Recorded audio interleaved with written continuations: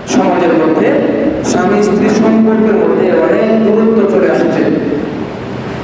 স্বামী যদি ভালো ইনকাম করতে পারে, স্ত্রী স্বামীকে ভালোবাসে। স্বামী যদি ভালো ইনকাম করতে না পারে, স্ত্রী স্বামীকে পালায় চলে যায়। স্বামী বদল করে, দুরারোগ্য অসুখ হইলে, মারাত্মক অসুখ হইলে ওই স্বামীকে কি জায়গাটা থেকে পালাইয়া স্ত্রী চলে যায়। বলেন নাউযুবিল্লাহ। হুন্না লিবাসুল লাকুম ওয়া আনতুম লিবাসুল লাহুম। আল্লাহ কেন বলছে একজন আরেকজনের কাপড়ের মতো। আমার গায়ের কাপড়টা যেরকম আমার সবথেকে নিকটে, স্বামী স্ত্রী সবথেকে নিকটের মানুষ। সুবহানাল্লাহ।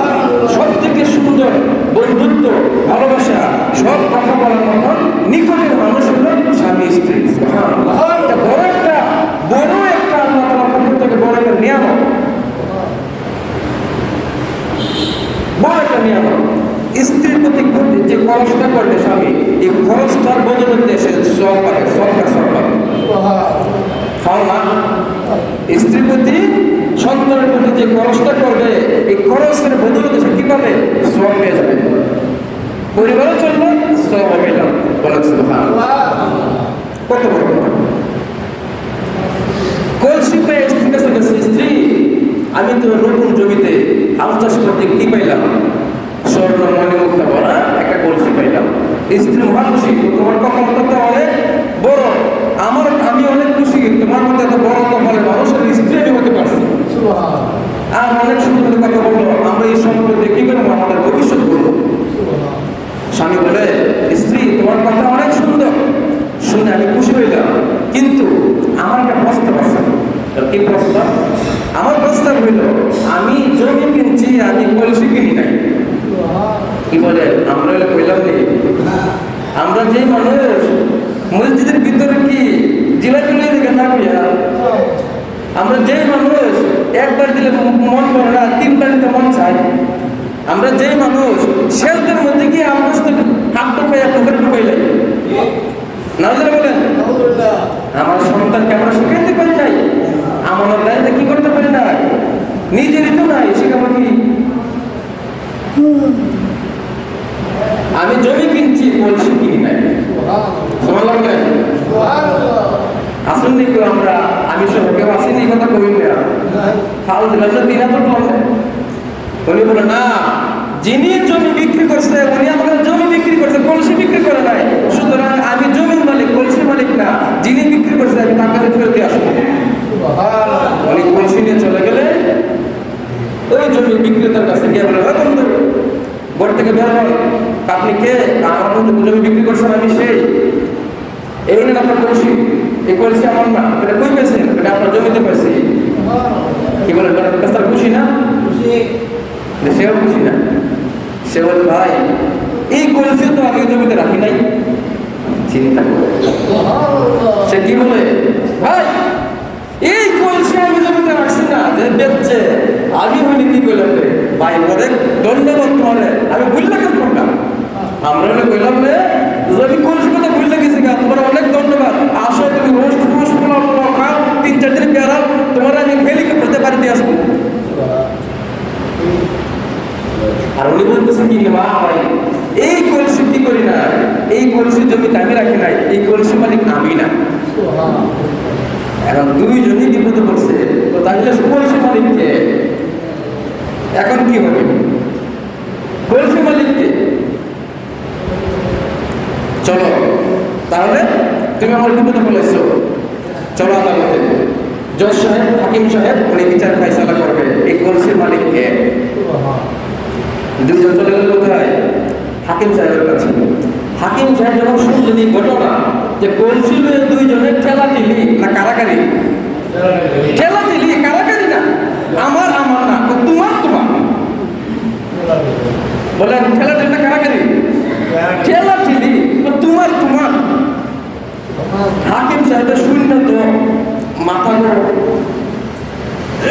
ওনার তো কি চেহারাতে পড়ে দাদা গেছে না, কি শুনলাম ৩০ বছর ধরে আমি কি হাকিমগিরি করি, জোরসাবগিরি করি, বিচার করি, মানুষে কি কিতাবের মধ্যে দৈরা বলে, যারা বলিব সত্য বলিব, সত্য বই মিথ্যা বলিব না।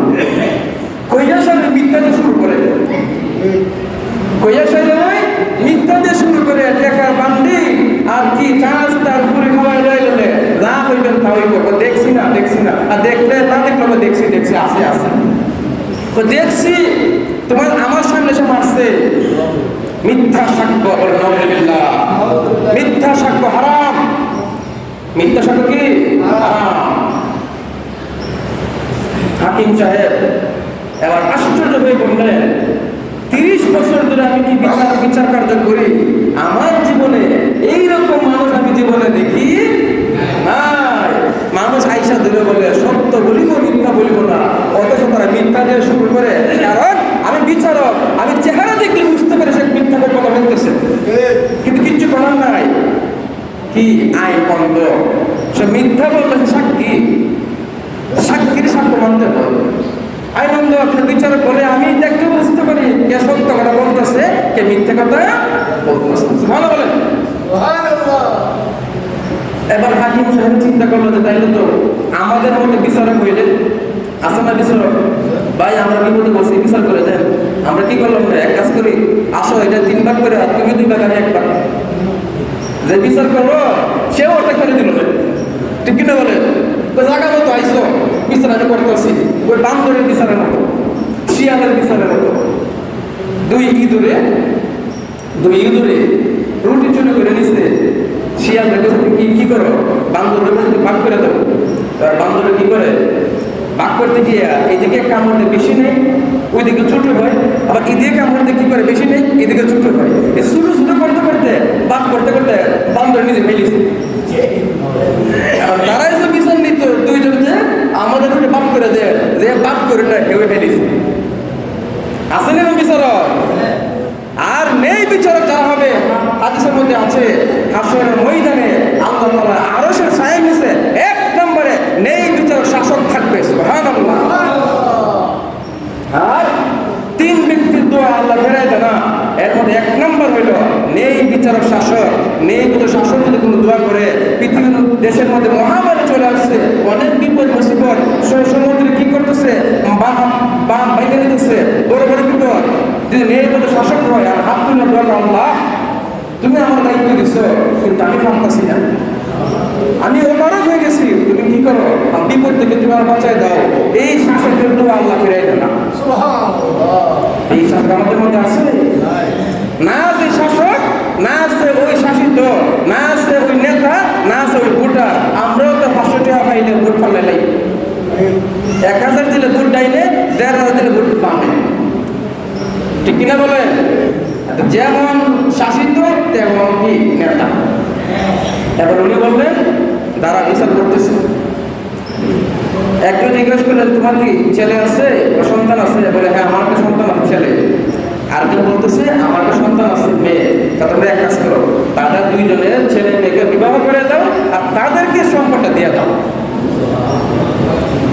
উনি নিজে কিন্তু খায় নাই, উনি বিচার করে দিচ্ছে তো সন্তানদের মাধ্যমে এই সব সম্পদটা দিয়ে দাও, তাহলে দুজনই মালিক। কেমন বিচার। আর আমরা কি করলাম না, বললাম যে রাষ্ট্রীয় সম্পদ, এই কথা করে আলমাসটা বড় হয়ে গেল, আছে কিনা বলেন। এই আমানতদারিতা যে কথা বলছিলাম, যে আল্লাহ রাসূল 1 নম্বর আমানতদার। সূরা মুমিনের মধ্যে মুমিন হওয়ার জন্য যে সমস্ত বৈশিষ্ট্য আছে, এর মধ্যে একটা বৈশিষ্ট্য হইল আমানতদার, আমানত রক্ষা করা। আমানত রক্ষা করা একটা কি বৈশিষ্ট্য। আজকে স্বামী স্ত্রী আমানত রক্ষা করে না, স্ত্রী স্বামীর আমানত রক্ষা করে না। স্বামী বিদেশ গেলে স্ত্রী কিনা টেনশনে থাকে, না যেন আমার বোনের জায়গা আরেক করে বেড়াতে।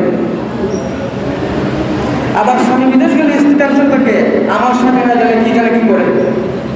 কেউ একটু বিশ্বাস করতে পারতেছে না আমার কোথায় গেল। এমনকি মানুষ মসজিদে টাকা পর্যন্ত চুরি করে, তালা ভাইঙ্গা মসজিদ টাকা পর্যন্ত চুরি করে, বলে নাউযুবিল্লাহ। কি পরিমাণ অবস্থা আসছে, বলে নাউযুবিল্লাহ। আল্লাহ রাসূল সাল্লাল্লাহু আলাইহি ওয়াসাল্লাম একবার বাজারে গেছে, বাজারে যাওয়ার পরে বাজারে যাওয়ার সময় উনি দেখতে পেলেন একটা গমের স্তূপ। আল্লাহ রাসূল কি করলেন, গমের স্তূপের ভিতরে হাত ঢুকাইলেন। কি ঢুকাইলেন? হাত ঢুকায় দেখে উপরে তার ফিট ভাগ, তলা তার সদর ঘাট, ভিতরে ভিজা। ভিতরে কি ভিজা। ইয়া সাহিবাত তুআম, হে খাদ্যের মালিক, তোমার উপরে তোমার গন্ধ সুন্দর সুন্দর পরিষ্কার শুকনা, ভিতরে তো ভিজা, ভিতরে ভিজা কেন? তখন সাহিবাত তুআম, যিনি খাদ্যের মালিক বিক্রেতা, সে বলছে ইয়া রাসূলুল্লাহ, আসমান থেকে বৃষ্টি করে ভিজে গেছে, অজুহাতের শেষ নাই, প্রশ্ন উত্তর দেওয়ার অজুহাতের শেষ নাই। আল্লাহ রাসূল বললেন, যেটা ভিজছে এটাকে তুমি সামনে রাখলে না কেন?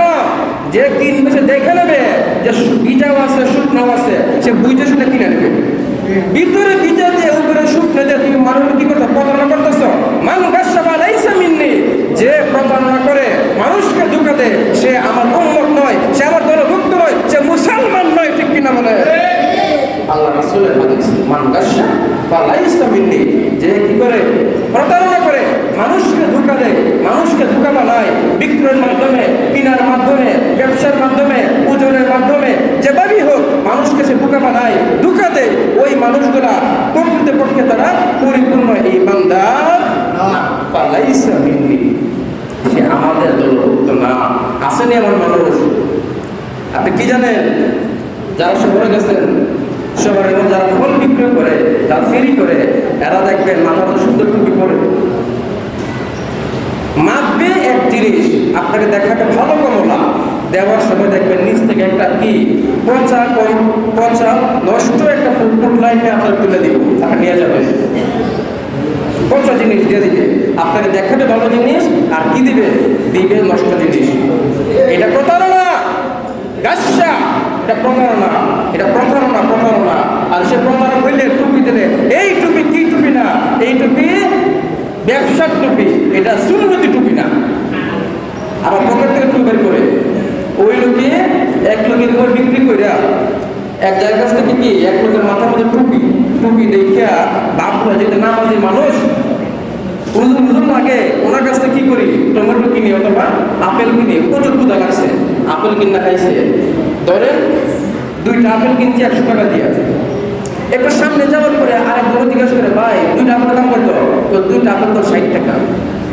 যে লোকের মাথার টুপি, এই লোকে কি করছে? আরো 40 টাকা বেশি নিচ্ছে। এবার বলো, ভাই আপনার মাথার টুপি, আপনি টুপি রাইখে আপনি কিভাবে 2 নম্বরই করলেন? ও ভাই, এই টুপি হলো ব্যবসার টুপি, না আমাদের টুপি পকেটে, ওই টুপি করে নামাজ পড়ি। বলেন না, ব্যবসার টুপি একটা, নামাজের টুপি আরেকটা। আমানতদারিতা, প্রতারণা, অহংকার, হিংসা, চুগলখড়ি, গীবত, পরশ্রীকাতরতা, আসেনি, সুদ, ঘুষ, সব হারাম। সত্যের পথে থাকলে, ঈমানের পথে থাকলে, আল্লাহ রাসূলের যে আয়াতটা যেটা আল্লাহ বলেছেন রাসূলের ব্যাপারে, রাসূল যা বলে তুমি তা মাইনা চলো। সুবহানাল্লাহ। তাহলে কি বলছেন? মান গাসসা ফালাইসা মিন্না, যে প্রতারণা করে সে মুসলমান না। তার মানে প্রতারণা করা যাবে না। সুদ খাওয়া হারাম। আহাল্লাল্লাহুল বাইআ ওয়া হারামার রিবা। আল্লাহ বলেন, আমি কি করলাম? ব্যবসাকে হালাল করলাম, আর সুদকে আমি কি করলাম? হারাম করলাম। ঘুষ আর রাশি ওয়াল মুরতাশি কালাহুমা ফিন্নার, ঘুষ দাতা, ঘুষ গ্রহীতা উভয়ই জাহান্নামী। এটা কি সত্য না মিথ্যা? রাসূলের কথা। আর রাশি ওয়াল মুরতাশি কালাহুমা ফিন্নার, ঘুষ দাতা, ঘুষ গ্রহীতা উভয়ই কি জাহান্নামী। কোথায় যাবে? জাহান্নামে যাবে। মুনাফিকি, আলামাতুল মুনাফিকি সালাসাতুন, মুনাফিকের আলামত 3টা। এই কথা কইলে মিছা কইব, ওয়াদা করলে কোনো ভরসা নাই, সকালে গেলে বিকালে নাই, বিকালে গেলে সকালে নাই। আর আমানতের খেয়ানত করে, আমানতের খেয়ানত করে মুনাফিকের আলামত। কথা বললে মিথ্যা বলে মুনাফিকের আলামত। ওয়াদা করে ওয়াদা ভঙ্গ করে মুনাফিকের আলামত। যদি কারো কাছে কারোর মধ্যে এরকম একটা আলামত পাওয়া যায়, তার মধ্যে মুনাফিকের আলামত আছে বলে ধরে নিতে হবে, তবে পরিপূর্ণ মুনাফিক আমরা বলবো না। কিন্তু যদি কারো অভ্যাস এরকম হয় যে সে কথা বললে তার মিথ্যা বলার প্রবণতা বেশি, সে ওয়াদা করলে ওয়াদা না রাখার প্রবণতা বেশি, সে আমানত নষ্ট করার প্রবণতা বেশি, ওই মানুষটা মুনাফিক। ইন্নাল মুনাফিকিনা ফি দারকিল আসফালি মিনান নার। আল্লাহ বলেন, মুনাফিকের স্থান জাহান্নামের সর্বনিম্ন স্তরে, বলেন যে কোথায়? জাহান্নামের সর্বনিম্ন স্তরে। তার মানে সুদ খাওয়া যাবে না, ঘুষ খাওয়া যাবে না, হিংসা করা যাবে না। হিংসা মানুষের নেক আমল নষ্ট করে দেয়। কি করবে? আরেক ভাই, আমরা আরেক মুসলমান আরেকজনের উন্নতি হচ্ছে, চাকরি করতেছে, ব্যবসা বাণিজ্যের উন্নতি হচ্ছে, বাড়ি ঘুরে করতেছে, আমার কি পেটের ভাত হজম হয় না, তার উন্নতি দীক্ষা। এটা হলো হিংসা। এটা কি হিংসা? হিংসা নেক আমল কি করে দেয়? ধ্বংস করে দেয়। গীবত করা যাবে না। আল গীবতু আশাদ্দু মিনাল জিনা, আশাদ্দু মিনাল কাদ। হত্যার চেয়েও, জিনার চেয়েও গীবত জঘন্য অপরাধ। ঠিক কিনা বলেন?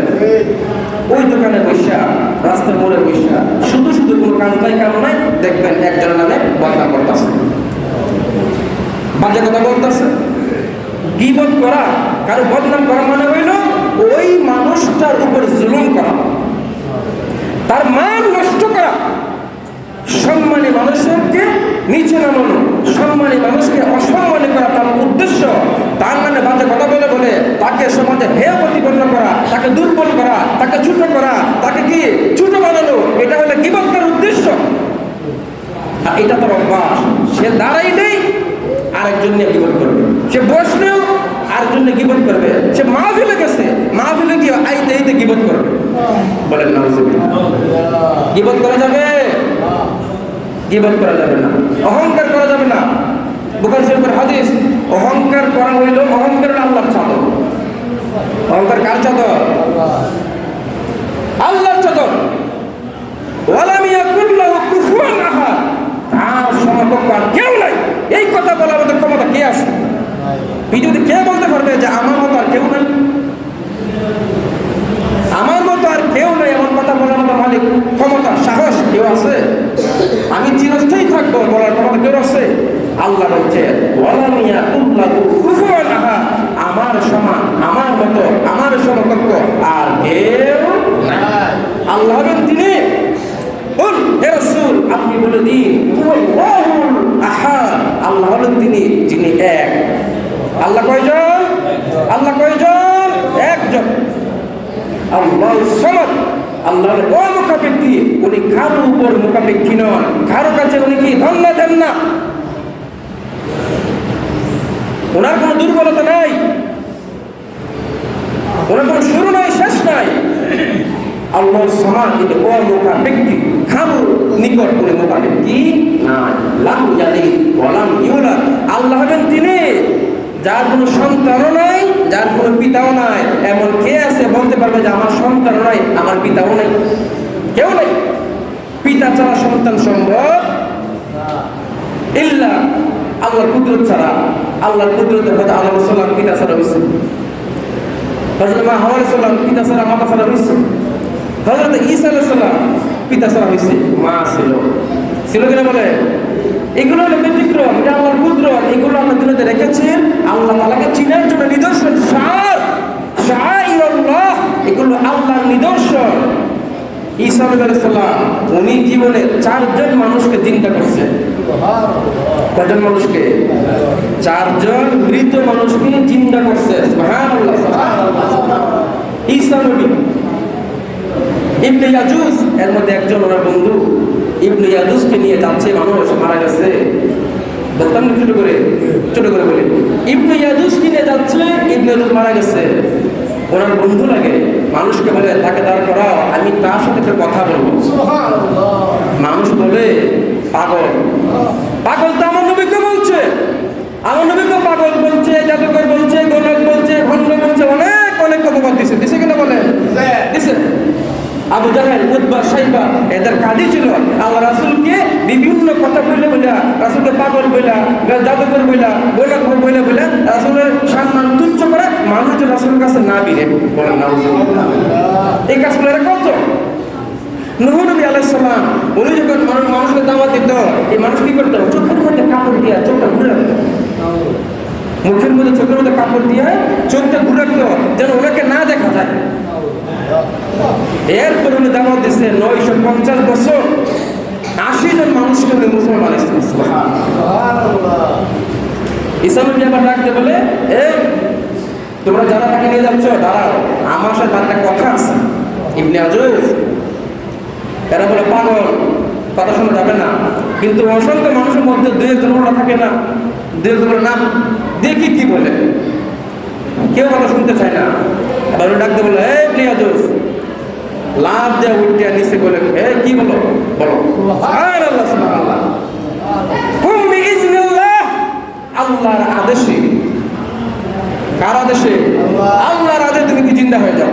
সুবহানাল্লাহ। উনি যখন বলতো আল্লাহর আদেশে তুমি জিন্দা হয়ে যাও, সঙ্গে সঙ্গে মরা মানুষ জিন্দা হয়ে যেত। তারা এগুলো কি হয়েছে? এবার উনি ওনাকে নিয়ে বাড়িতে গেছে, গিয়ে গল্প সল্প করছে, প্রয়োজনীয় কথাবার্তা বলছে। বলার পরে বলে, এই নবী এবার তোমার আগার মতো করে দেই, যাও তুমি বাড়ি যাও। কি বলে, মরার থেকে চিন্তা হচ্ছে, এবার তারা কেন যাচ্ছে, ও যাও তুমি বাড়ি যাও, তুমি তোমার বাড়ি যাও। এই লোকটা জিন্দা হওয়ার পরে আরো 80 বছর হায়াত পাচ্ছে। কত বছর? এইটা হলো নবীদের মুজিজা। নবীদের মুজিজা সত্য, ওলিদের কেরামত সত্য। আল কি কেরামতুল আউলিয়া হাক্কুল, ওলিদের কেরামত সত্য। সত্য না মিথ্যা বলেন? সত্য। তবে এই কেরামতকে পুঁজি করে অনেক ভণ্ড মানুষ ভণ্ডামি করে। এই ভণ্ডামিতে কি করা যাবে না? কর্ণপাত করা যাবে না। নিজেকে ওলি দাবি করলে ওলি হয় না। ওলি হওয়ার জন্য নিদর্শন থাকে, ওলি হওয়ার জন্য লক্ষণ থাকে। 1 নম্বর, শরীয়তের পরিপূর্ণ পাবন্দি হতে হবে। নামাজ না কইরা, রোজা না রাখিয়া, জিকির আজকার না কইরা, শরীয়তের পর্দা না মাইনা কোন মানুষ আল্লাহর ওলি হতে পারে? ঠিক কিনা বলে? বিড়ি টানবো, মহিলাদের কাছে যাইব, গাওয়া টিফা নিব, মা গো বাবাকে ডাকবো, ঘরে ঘরে দৌড়াইবো, বেপরটা চলাফেরা করবো। এই মানুষগুলো পীরও না, এগুলো জিন। বস পীর না, এগুলো জিন, এগুলো পীর সাহেব না, এগুলো পসরা। ঠিক কিনা বলে? এই জন্য মানুষকে তারা ধোঁকা দেয়, এদেরকে যাওয়া যাবে না। প্রকৃত ওলি আউলিয়া চিনার জন্য 1 নম্বর কাজ হইল, এরা নামাজি কিনা, এরা রোজাদার কিনা, এরা হজ করে কিনা, এরা যাকাত দেয় কিনা, দান সদকা করে কিনা, নাকি খালি মানুষের কাছে নেয়, নাকি মাঝে মধ্যে দেয়, এবং এদের সিলসিলা আছে কিনা, এটাও দরকার আছে। কি বলেন? রশি কাটতে দিলে ওই ঘুরি আপনি ধরতে পারবেন না, ওই ঘুরে চলে যাবে। ঠিক তেমনি আল্লাহর ওলি হইতে গেলে ওলিদের নিসবত লাগে, ওলিদের কি লাগে? সুহবত লাগে, অনুমতি লাগে। ঠিক কিনা বলে? অনেক বড় জিনিস। যে কথা শুরু করছিলাম, আমরা শুরু করতেছি, শেষ করতেছি। ইবনে আজুজ কতদিন বাঁচছিল? জিন্দা হওয়ার পরে আরো 80 বছর হায়াত পাইছে। হযরত ঈসা নবী ওনার জীবনে 4 জন মানুষকে, মৃত মানুষকে জিন্দা করছে। এটা ইসলামের একটা শিয়ার, ইসলামের নিদর্শন। ইসলাম সত্য, এটা প্রমাণ। ঠিক কিনা বলে? ইসলাম সত্য, একমাত্র একমাত্র একমাত্র সঠিক এবং একমাত্র খাঁটি, একমাত্র আল্লাহর কাছে গ্রহণযোগ্য দিন হইল ইসলাম। ইন্না দীনা ইনদাল্লাহিল ইসলাম। সুবহানাল্লাহ। একমাত্র ধর্ম। এছাড়া আর কোন ধর্ম, আর কোন দিন, আর কোন জীবন ব্যবস্থা আল্লাহর কাছে গ্রহণযোগ্য হবে না। আল ইয়াউমা আকমালতু লাকুম দীনাকুম ওয়া আতমামতু আলাইকুম নি'মাতি ওয়া রাদিতু লাকুমুল ইসলাম দীনা। আমি দিনকে পরিপূর্ণ করে দিলাম, আমি তোমাদের প্রতি ওয়া আতমামতু আলাইকুম নি'মাতি, আমার নিয়ামতকে তোমাদের কাছে পরিপূর্ণ করে দিলাম। ওয়া রাদিতু লাকুমুল ইসলাম দীনা, আর দিন হিসাবে, ধর্ম হিসাবে, জীবন ব্যবস্থা হিসাবে আমি ইসলামকে মনোনীত করলাম। আমি আল্লাহ। ইসলামকে কে মনোনীত করছে? আল্লাহ মনোনীত করছে। আর সকল ধর্মকে বাতিল করা হয়েছে। কুল ইয়া আইয়ুহাল কাফিরুন লা আ'বুদু মা তা'বুদুন, হে কাফেররা, তোমরা যার ইবাদত করো আমি মুহাম্মদ তার ইবাদত করি। ওয়ালা আনতুম আ'বিদুনা মা আ'বুদ, আর আমি যার ইবাদত করি তোমরা তার ইবাদত করো না। তাহলে যারা কাফের, এরা যার কিছু ইবাদত করে, এগুলোর ইবাদত আমরা করি না। এরা কি করে? এরা মানুষকে সেজদা দেয়। অনেকে আছে মাজারের মধ্যে গিয়ে সেজদা দেয়, শুনি, কিন্তু আমি জীবনে দেখি নাই। আপনারা দেখছেন? হয়তো বা কিছু হিন্দু মানুষ দিতে পারে, হিন্দুরা, কিন্তু এরা মাজার ভক্তি। অনেক হিন্দুরা আছে কি করে? এরা গিয়ে মাজারে সেজদা দেয়। আমি নিজে দেখছি। আমি যখন নারীতে থাকতাম তখন দেখছি যে হিন্দু মানুষ, হিন্দু মহিলার মধ্যে সেজদা মেরে দিচ্ছে। এদেরকে আপনি পারবেন? যতদূর পারা যায় মাজারে লেখা আছে সেজদা করা নিষেধ, লেখা আছে না বলেন? সেজদা করা নিষেধ। ইসলামে তো সেজদা করা নিষেধ, আল্লাহ ছাড়া আর কাদের সেজদা করা যাবে না। আল্লাহ রাসূল বলেন যদি সেজদার অনুমতি থাকতো তাহলে আমি নারীদের বলতাম তোমরা তোমাদের স্বামীদেরকে সেজদা করো। নারীদের বলতাম তোমরা কি করো, ওই স্ত্রীরা তোমরা কি করো, তোমরা তোমাদের স্বামীদের সেজদা করো। কিন্তু সেজদার অনুমতি নাই, কাউকে সেজদা করা যাবে কিন্তু কদম বুঝি করা যাবে, কদম বুঝি সুন্নাত কিন্তু সেজদা করা হারাম। সেজদা করা হারাম, কোনো সেজদা করা যাবে না। মাজার হলো জিয়ারতের জায়গা, মাজার সেজদার জায়গা না। সেখানে কি আমরা কি যিনি মাজার আছে তার কাছে চাইবো না, আমরা চাইবো আল্লাহর কাছে, তার উসিলা দিয়া, ঠিক কিনা বলেন?